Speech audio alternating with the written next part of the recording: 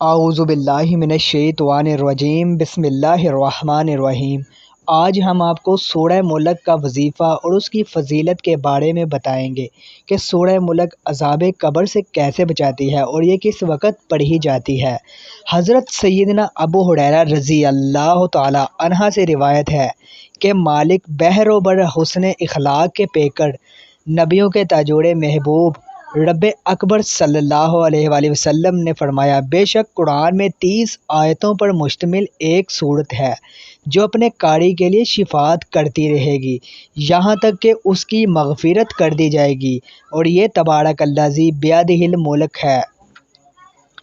حضرت سیدنا انس رضی اللہ تعالی عنہ سے روایت ہے کہ رحمت عالم نور مجسم رسول اکرم صلی اللہ علیہ وآلہ وسلم نے فرمایا، قرآن کریم میں ایک صورت ہے جو اپنے قاری کے بارے میں جھگڑا کرے گی یہاں تک کہ اسے جنت میں داخل کروا دے گی، اور وہ یہی سورہ ملک ہے۔ حضرت سیدنا عبداللہ بن مسعود رضی اللہ تعالیٰ عنہ فرماتے ہیں کہ جب بندہ قبر میں جائے گا تو عذاب اس کے قدموں کی جانب سے آئے گا، تو اس کے قدم کہیں گے، تیرے لیے میری طرف سے کوئی راستہ نہیں، کیونکہ یہ رات میں سورہ ملک پڑھتا کرتا تھا۔ پھر عذاب اس کے سینے یا پیٹ کی طرف سے آئے گا، تو وہ کہے گا کہ تمہارے لیے میری جانب سے کوئی راستہ نہیں، کیونکہ یہ رات میں سورہ ملک پڑھا کرتا تھا۔ پھر وہ اس کے سر کی طرف سے آئے گا، تو سر کہے گا کہ تمہارے لیے میری طرف سے کوئی راستہ نہیں، کیونکہ یہ رات میں سورہ ملک پڑھا کرتا تھا۔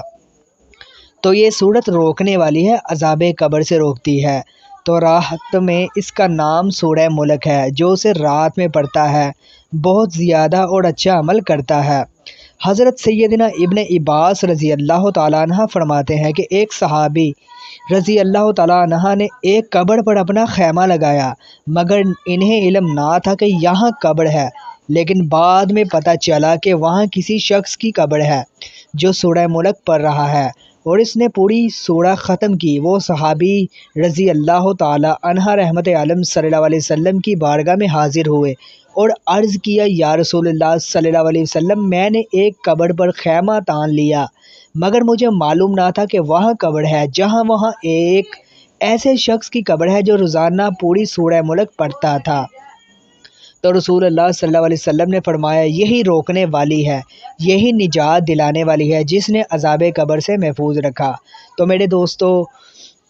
اپنی زندگی میں معمول بنا لے، ڈیلی نماز عشاء کے بعد یا سونے سے پہلے سورہ ملک کی تلاوت لازمی کیا کریں۔ دعا ہے کہ اللہ تعالیٰ سنانا اور آپ کا سننا اپنی پاک بارگاہ میں قبول و منظور فرمائے۔